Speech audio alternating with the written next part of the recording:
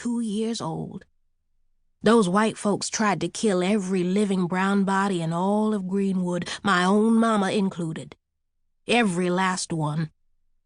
That was 1921. History tries to call it a riot, but it was a massacre. Those white men brought in their warplanes and dropped bombs on my mama's neighborhood.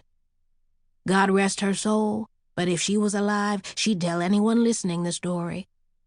I must have heard it 100 times by the time I was school age. I knew, and I made sure Iris knew. And I'm going to make sure Melody knows, too, because if a body's to be remembered, someone has to tell its story. If they had burned my mama up, I wouldn't be here now. But I'll tell you this much. If I live to be 199 years old, I will never go to that state, as God is my witness, my Savior, my rock. You will never see Miss Saby's foot in the state of Oklahoma. The old folks used to say that from the ashes comes the new bird. There wasn't much they had left after the fires, but my mama's people packed up what they had and went up to Chicago, where my granddaddy's brother was a doctor. Even though Chicago had had its own troubles back in 1919, time had passed and my granddaddy's brother was doing well for himself. Married a nurse, and they lived in a big house on the south side. Fine clothes, real silverware, 2 kinds of meat every night. A maid. Lord. Sad thing was, the nurse couldn't have children, so among those 4 grown folks, my mama was their life. Lord, Lord, Lord. Even with all that fine living, that fire stayed with my mama. Caught her up in the night as a child and woke her sweating and screaming. That's why I don't buy it when people say children don't know, that they're too young to understand. If they can walk and talk, they can understand. You look at how much growing a baby does in the first few years of its life. Crawling, walking, talking, laughing. The brain just changing and changing. You can't tell me all of it's not becoming a part of their blood. Their memory. Those white folks came with their torches and their rages.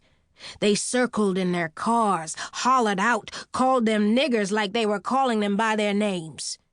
Turned my people's lives and dreams to ash.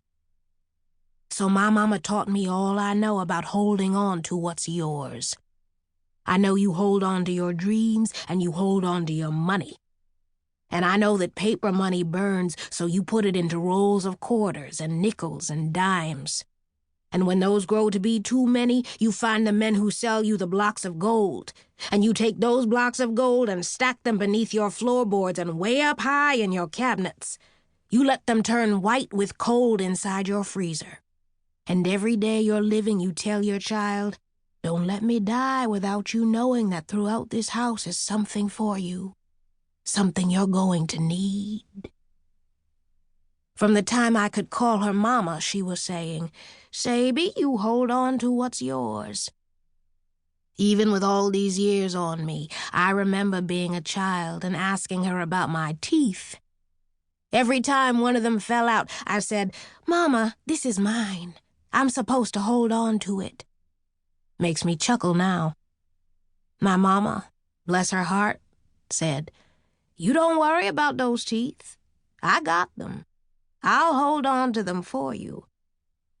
And somewhere in the world, I guess, there's a jelly jar full of my baby teeth.